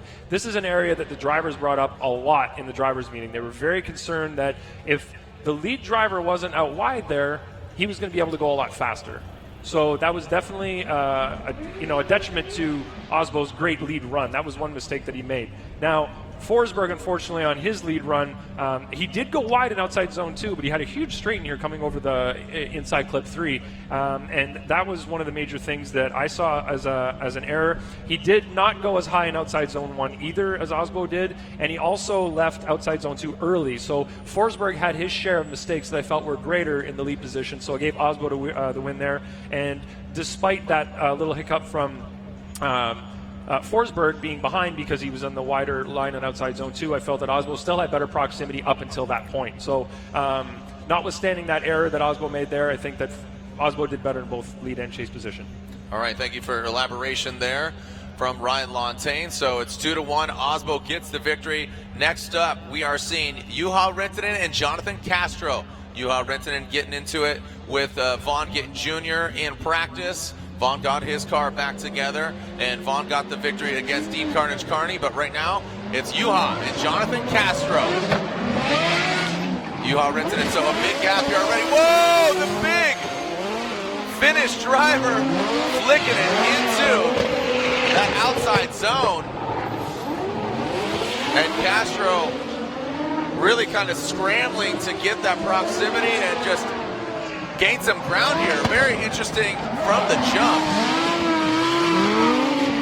As Juha brings it around, Ryan, just kind of sloppy all over. You saw Castro, there was a big gap out of the gate, and then you saw going into that first outer zone. Well, I have to at least throw out there that, there's the possibility that Castro, after that big crash, maybe just is not perfect in the way that he wants to be. And you can see it kind of does manifest itself on that initial bank there, Jared, and just struggling there to get the right jump out of the gate. Now he is able to close the door here on outer zone number 2, but Juha is staying consistent out front. You can see that nice smooth rotation into inside clip 1, and then a great job right there on the touch and go. And then look at the line that he draws here. It's a little bit tighter, but he is able to reach back around. Meanwhile, Jonathan struggled just a little bit there towards the finish line.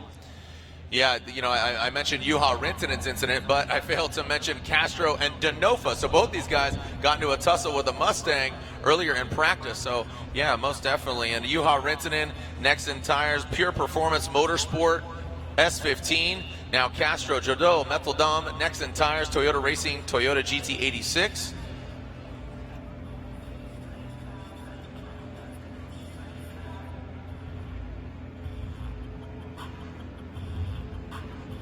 All right, so Castro.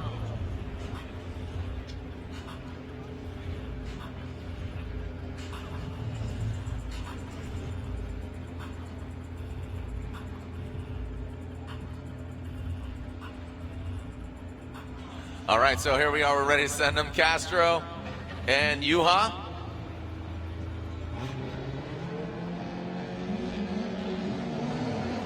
Castro out front. You can see it looks like got some battle damage there. Castro looking strong up top in that outer zone. Juha brings it. Oh, big correction there from Juha. So Juha definitely affected. Oh, coming on the inside. All right, well, Juha, as you can see, just kind of grasping for straws here. Oh, and Castro spins.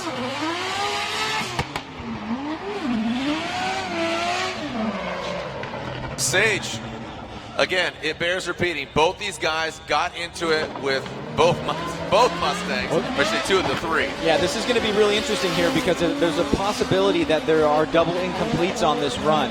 Right here, that's a big straighten and a needing of a reinitiation into outer zone 2 by Juha. And then you can see right there a big straightening as well. Now watch Jonathan Castro.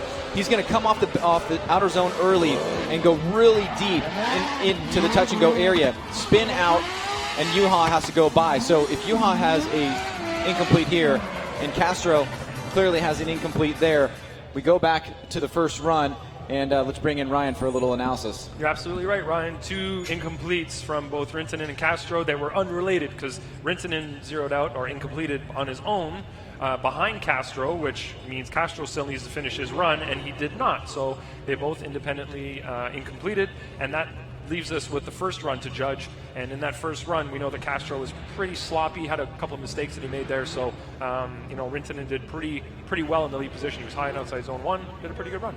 So I think Ryan Lantain alluding to the potential outcome here. Slide him left for Castro, slide him right for Juha Rintanen, and it is unanimous. Juha Rintanen advances on. Unfortunate for Castro.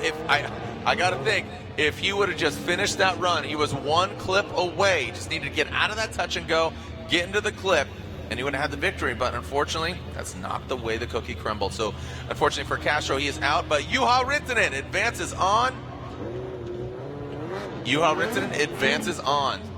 Hey, if you want to win some wheels for your vehicle, here's how. Pull out your phone, tag a photo of you watching this weekend's event, hashtag FDDrifts, DRIFZ 17, and enter to win a free set of Drifts wheels. So tag your photo, hashtag FDDRIFZ 17, and enter to win a free set of Drifts wheels. So again, hardcore wheels for the street, and also win a set of Centerline alloy wheels. Here's how. Tag hashtag FD Centerline 17. Enter to win a free set of Centerline muscle car wheels as run by Chelsea DeNova. More teal and blue, the frenemies. If you haven't watched the frenemies video between this man, Matt Field, and Odi Bakshis, similar looking cars, but very different in so many ways. He's going to be going against Jeff Jones. These guys have never gone against each other. Wow, says the stat. So Matt Field, Jeff Jones. Field will lead. He qualified 14th. Jeff Jones qualifying 19th. Both supercharged V8s under the hood, different varieties. Both S chassis. It should be interesting. It should be a fun one to watch. Matt Field. He won the final 2 rounds of last year. When he's on it, he is on it. But Jeff Jones as well, he's relentless. You never know what's going to come from Jeff Jones. So Matt Field in the teal and blue. He's in the Falcon Tires vehicle with a neon trim. The Doc X hand-cooked tires, S14 of Jeff Jones chasing him down. Matt Field throws it in. Look at the attitude of the car. Woo! Shredding some carbon fibers. Field drops that back bumper, slams down, loses a side skirt. He's not going to have any body parts by the end of this run. It's a demolition derby, but he's only battling himself in this gauntlet course. As Matt Field finishes it out, Jeff Jones brings it on home. Wow. Matt Field's going to have an engine and wheels by the end of this thing. Oh, well, fun battle to watch here, Jared, in the top 32 as we see Matt Field take on Jeff Jones. We catch it from the bank here as both drivers come down into that first inside clip. And then right here, Jeff Jones surges forward on the attack after Matt Field narrowly escapes up on the bank, but holding it together, blasting through the course in that second inside clip here. Now trying to get out to that touch and go, doesn't quite get out to where he needs to. Jeff Jones keeping him in distance here. So fun battle here to watch so far, as now they'll switch it up, but it looks like both drivers have gone off course, potentially calling competition timeouts. Yeah, both these guys just slamming down. I mean, you saw Matt Field, on that first outer zone, the wall, the serrated edge that is that first outer zone, that will bite you. But Matt Field shredding his back bumper, showing he has the car control, but when he rocketed down into the flat portion. All right, so if you haven't already picked up an Odi Bakshis autograph, you could do that at the halftime. Odi Bakshis signing autographs during the halftime booth at the Drifts Wheels booth. Odi Bakshis, you just saw him advance on the top 16. Come meet and greet him. Odi Bakshis. Oh, man, what a bummer there. So we are seeing Jeff Jones right now. So stoked for Jeff Jones, but unfortunately for Matt Field, he debeated a tire and he is unable to repair his tire. You need the tires to run 2 runs without debeating coming off the rim. So unfortunately for Matt Field, that means he will be a DNF.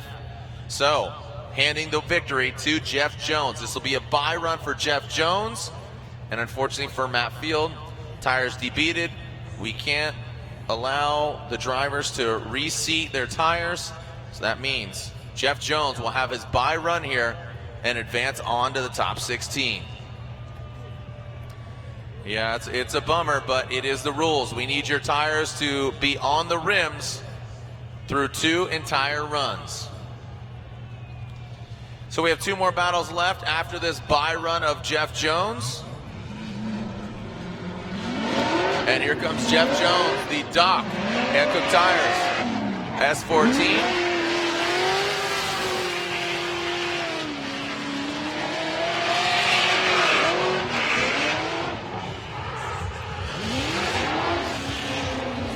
Jeff Jones getting a bit of a practice run here.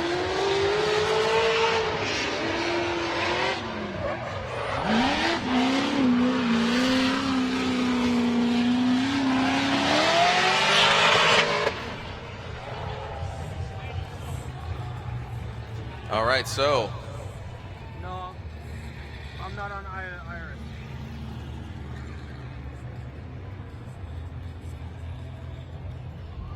All right, so as you know, Matt Field had to retire, so Jeff Jones will be getting the victory. Jeff Jones advances on. 2 more battles left. 2 more battles left. Matt Kaufman and Kyle Mohan.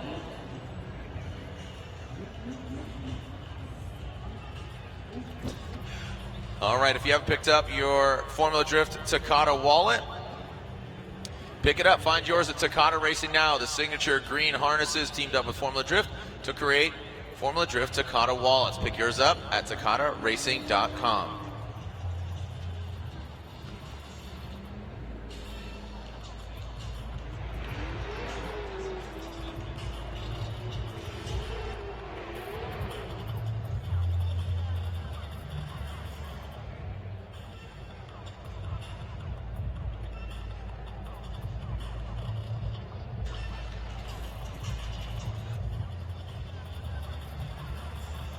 All right, so Laurent Nickel caught up with our next competitor, Kyle Mohan. We're going to see Kyle Mohan top 32, but your engine is a little bit hurt. So what's happening? Yeah, you know, we're running a lot of boost with the American ethanol, high octane. You know, we were pushing excess of 35 pounds boost. Everything was running great, and we just had a little hiccup with one of our fuel injectors, and we slightly hurt the motor. Luckily enough, the crew worked late last night. I think we're ready to go, maybe just slightly rough on the idle, but I think once we get out there, boost kicks in, nitrous kicks in, we're going to be smoking tires and giving Kaufman a run. So we're out here in New Jersey. We're going to throw down. I'm looking forward to it. Good luck. Thank you so much. Thank you, Lorette. Thank you, Kyle Mohan. Matt Kaufman in the chute, waiting patiently. Machine was built for war. The Ford V8 power under the hood of the S13. These guys have never seen battle against each other. You can see these winning percentages. Look at that 980 out of the Ford power plant under the hood of the S13. Mohan, 1,000 horsepower, talking about his ethanol built to Apex Top 1 oil. Gotta love the sound of the rotary. Where are my rotary fans at? There's quite a few of them here on the East Coast. So, Matt Kaufman, he will be leading. He qualified 6th. A great showing yesterday from Kaufman. Really liked what he did. Big smoky angle. Now he's going to need to be quick, tick all the boxes. He's got that. But as Mohan said, maybe not 100%, but just knowing Kyle Mohan, the menace, he's going to throw down.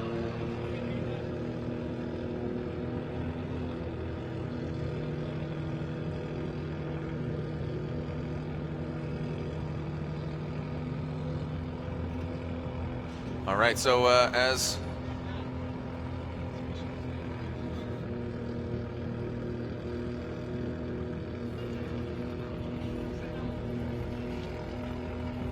So Kaufman out front. and Mohan. 2 more battles left, including this one. You can see the lights illuminated. You can hear the rotary wind up. The V8 naturally aspirated of Kaufman out front. The fighter pilot, the separation. Oh, and Kaufman. And it's a restart. That is a restart. We are seeing red flags. All right, so Matt Kaufman jumped the line.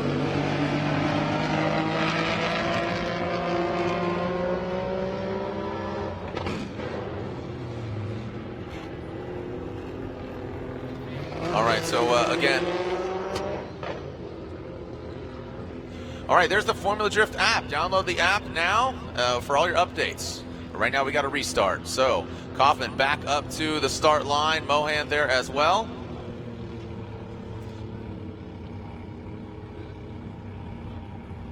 All right, so Kaufman. So what happened there was Kaufman dropped below and did not stay in his lane. We have defined lanes. We'll get to that if it becomes an issue once again, but that was a restart. Kaufman now coming into that first outer zone. Matt Kaufman initiates, works his way up the bank into that first outer zone.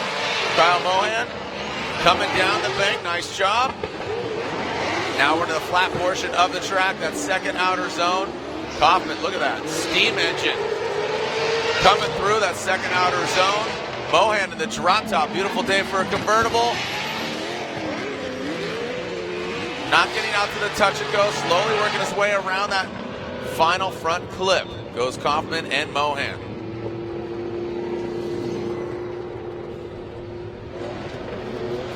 So getting close here to wrapping up top 32. Kaufman taking the lead against Kyle Mohan here. Kaufman initiates nice and high on the bank. You can see a little bit of a gap established there, as well as Mohan on a slightly lower line. Nice job by Kaufman, super tight on that inside clip. Mohan trying to close the door here as Kaufman tries to go deep into that second outer zone.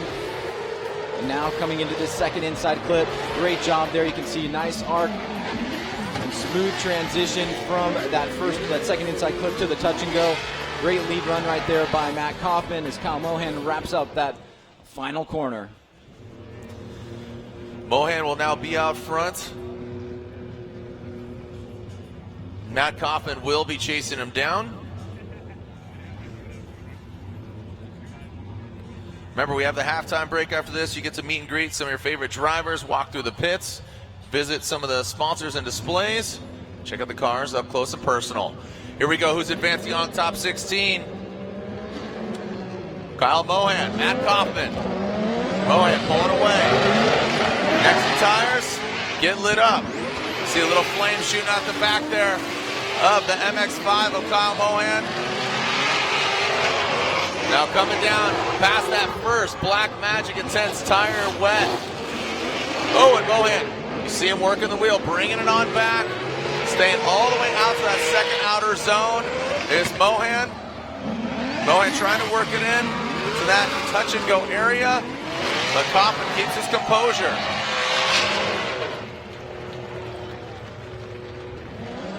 Ryan, let's take a look at this again here between Mohan and Kaufman. Well, here you go. Mohan in the lead position this time. But Kaufman staying tight on the bank here. Now they come down off the bank. Kaufman and Mohan charging through that second outer zone. Great job by Mohan here to try to go deep into that zone, losing a little bit of angle for a second there. And now coming into that second inside clip. Just a little love tap there, but a bit short on that touch and go is Mohan. But you can see Kaufman keeping them in close proximity all the way through.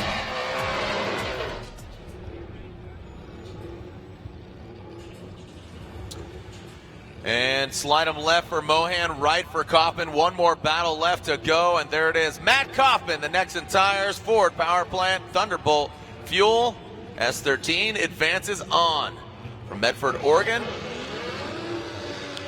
Put him in a Kaufman. As Kyle the Menace Mohan and that rotary burns up his Nexen Tires.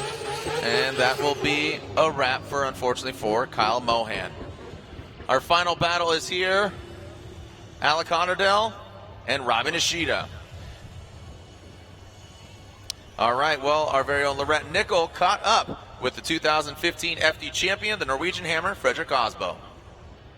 Frederick Osbo is moving on, but there was a minor mistake that was made outside zone 2, which you're not going to do next time. So how do you make sure that you rectify that mistake? It's trying to reset. You know, you sit there and you wait for hours, and then boom, you have your chance to shine. And it wasn't a small mistake, it was a big mistake against Chris. So I came up really shallow into turn 2.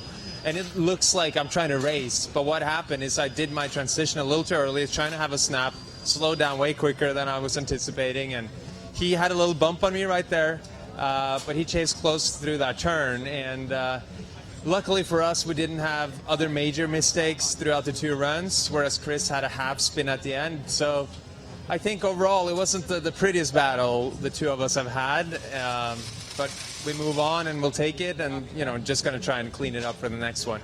Frederick, thank you. Thank you.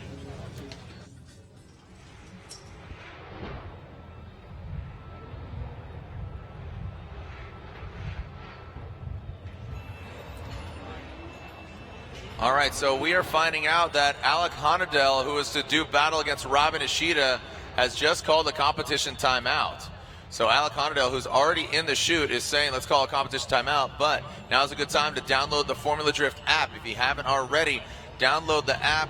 It has live scoring alerts and stats, exclusive FD content, breaking news alerts, get notifications, access to the free live stream, ability to buy tickets, the new FD Fan Rewards program, exclusive gaming contests, special video features. Download the app now.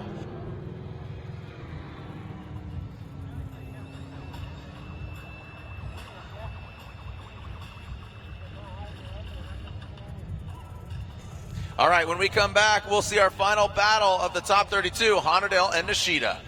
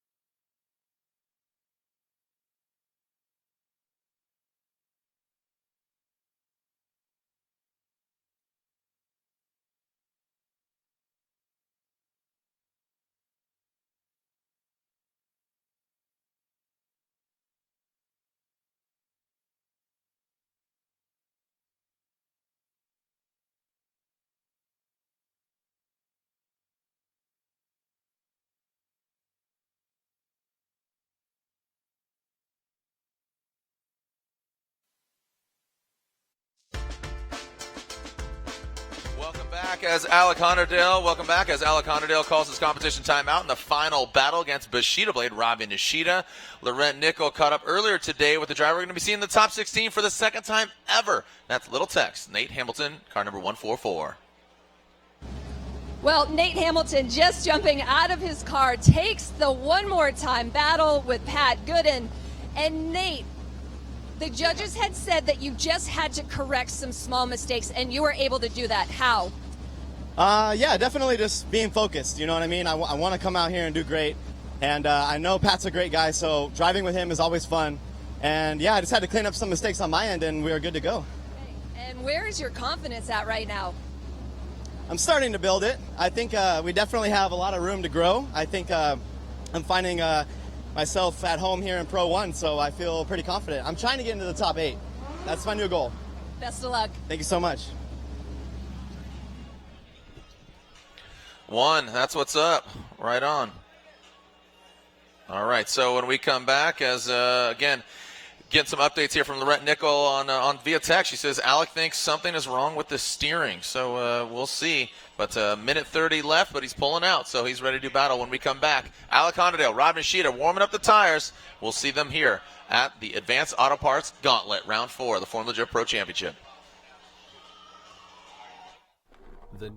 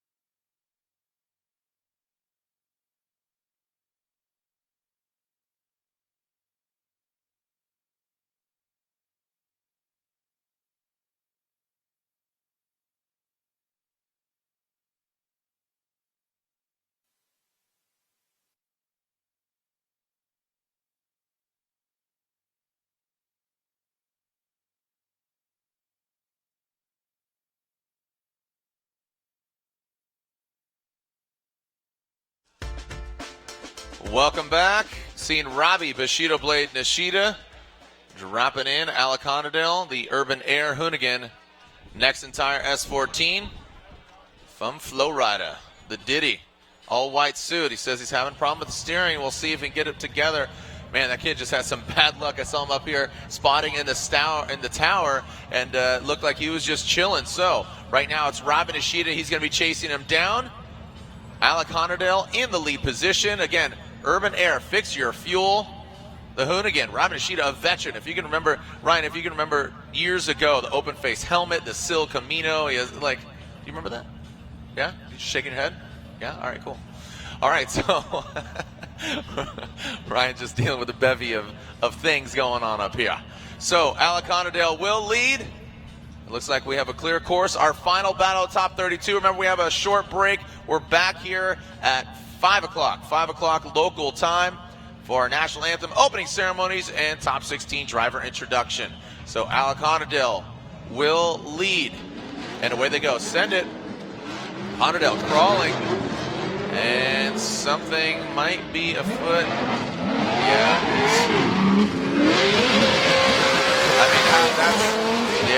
That's going to be an unchaseable. Whoa, hey now. Yeah, something is definitely not right. Robbie Nishida at this point, he doesn't even really need to navigate the rest of the course. But I think that's going to be all they wrote for Alec Honordale. Bring it around. That second front clip. And now the final. Well, either way, Alec is going to have to go directly to the line or bow out of competition because, as you kind of were implying there, he used his competition timeout to get to where he is now, and the vehicle clearly struggled to get off the line. So you don't want to risk your car. I mean, he's down the deficit. He's used his comp timeout. If he goes in the chase run, throws it in, and wads his car, I mean, we don't want to go there. We don't want to go there. I mean, the car is going to be safe but mechanically sound is Yeah. another question. Right. Looks like he might just be bowing out. Yeah. Seeing a hand wave here. All right, so Alec Honordale, unfortunately, will not be advancing on, but that means Robbie Bushido Blade Nishida advances on this brand new car, debuted at our previous round of competition, and here it is. He will be introduced to the top 16, that Jerry Yang Racing Achilles Radial GTR. Robbie Nishida advances on. Our top 16 field is filled, but he will have this quick buy run to just solidify that. His car is able, up, running, ready to clutch kick and take some names in the top 16. He's going against Kaufman in the top 16, but again, first, he needs to complete this buy run. So without further ado, our final run of the top 32, Robbie Nishida.